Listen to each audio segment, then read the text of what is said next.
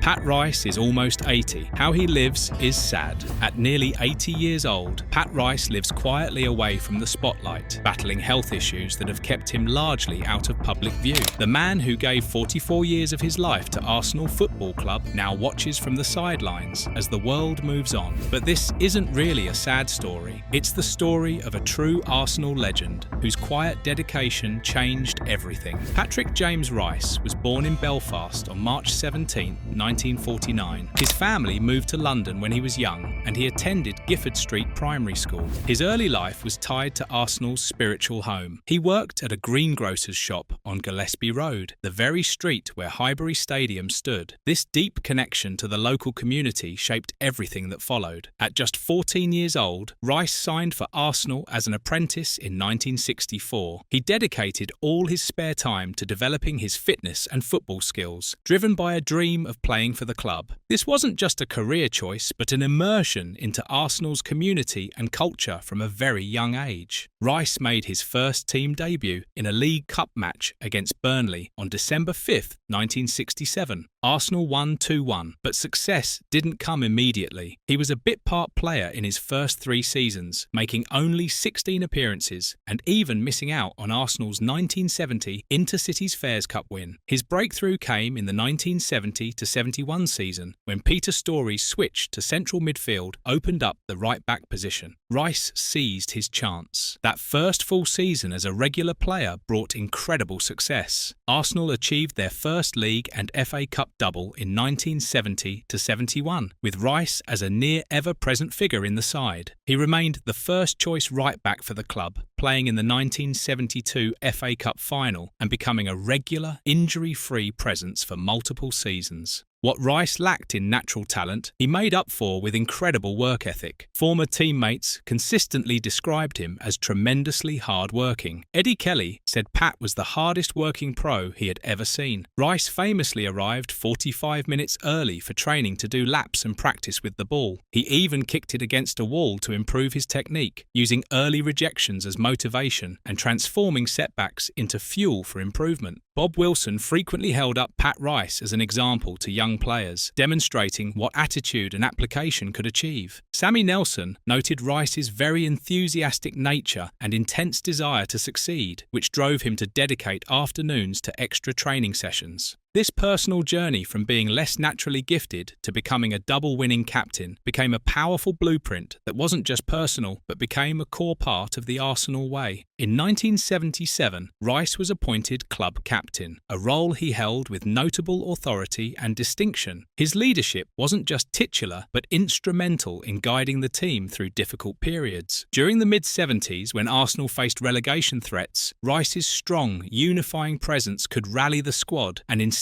a winning mentality even when the club was struggling. After the 1978 FA Cup final loss, Rice told his teammates something powerful. "Next season, I want you to remember how we feel right now." He used that raw emotion as motivation for future success. As captain, he had the honour of lifting the FA Cup in 1979 after Arsenal beat Manchester United 3-2 in an incredible final. Rice became one of only 3 Arsenal players to play in 5 FA Cup finals, sharing this club record with David Seaman and Ray Parlour. Rice's playing career also included 49 caps for Northern Ireland between 1968 and 1979. In 1980, he moved to Watford for his final playing years, making 137 total appearances and helping them achieve promotion to the First Division in 1981-82. When Rice retired from playing in 1984, he immediately rejoined Arsenal as youth team coach, a crucial role he held for the next 12 years. He achieved significant success, winning the FA Youth Cup twice in 1987-88 and 1993-94. He shaped young talents who would become first-team players, including Ray Parlour, Andy Cole and Paul Dickov. Parlour specifically noted being under Rice's influence as an apprentice, where Rice instilled the Arsenal way of doing things. Rice was known as a hard but fair taskmaster who demanded high standards from everyone. He famously checked dressing rooms for dust, barking, "A bit of dust there, do it again," if he found any. This rigorous approach reflected his own upbringing at the club, with his personal work ethic and discipline becoming foundational principles for developing young players. In September 1996, years, Rice briefly served as caretaker manager after Stuart Houston's resignation. During this interim period, he managed 3 Premier League matches and won all of them, showcasing his immediate leadership capabilities and tactical understanding. Crucially, during his caretaker stint, Arsène Wenger, even before officially taking charge, suggested 1 or 2 changes to Rice. This included a tactical switch from Arsenal's preferred back 3 to a back 4 in a UEFA Cup defeat to Borussia Mönchengladbach. This early interaction highlighted Wenger's immediate influence and Rice's pragmatic willingness to adapt to new ideas. When Wenger officially arrived, Rice became his assistant, a position he held for 16 years until his retirement in 2012. Wenger explicitly acknowledged Rice's vital role in the transition, stating it's important when you come from abroad to have an assistant who knows the culture of the club and the culture of the country. Wenger praised Rice for his expert insight into Arsenal and football as a whole. Rice became the cultural bridge between 2 worlds, connecting Wenger's revolutionary ideas with Arsenal's traditional values. Wenger brought new, more intense training methods and significantly overhauled player diets, promoting pasta and boiled chicken while discouraging red meat and junk food. He introduced supplements like vitamin injections and creatine to improve stamina and reduce fatigue. Not everyone accepted these changes immediately. Some players, notably Tony Adams, showed initial resistance to Wenger's immediate tactical changes. Rice's long-standing trust with players became crucial. His supportive nature